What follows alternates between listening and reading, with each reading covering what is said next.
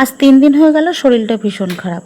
তবুও ছোট্ট একটা প্রয়োজন মেটাতে যেতে হলো বাজারে, তাও আবার এই ভর দুপুরে।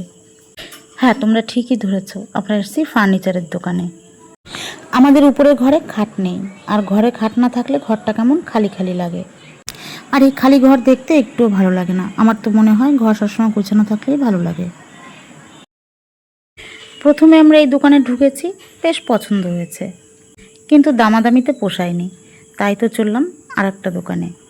আর এখানে এসেও সেম জিনিসই পেয়ে গেলাম, আর দামটাও ছিল একদম ঠিকঠাক।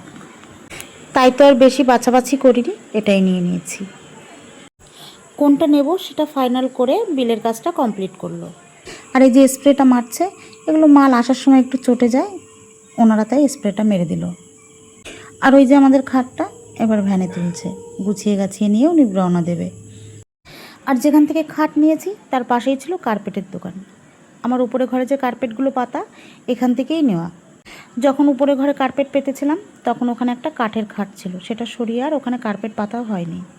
তাই তো আজ মনে হলো একবারে কার্পেট নিয়ে যাই, খাটটা পাতার আগে ওখানটায় পেতে দেবো।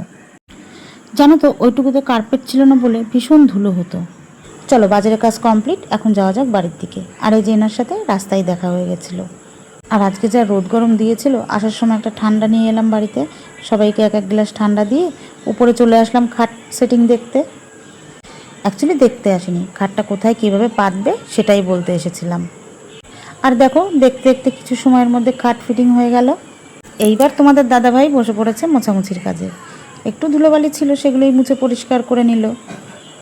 সব কিছু পরিষ্কার করে নিয়ে এবার বিছনাটা পেতে নিল। এবার তোমরা দেখে বলো তো কেমন হয়েছে। আমার কিন্তু মাঝখানে ওই লাল রঙটার জন্য একটু আপত্তি ছিল, বাদবাকি সব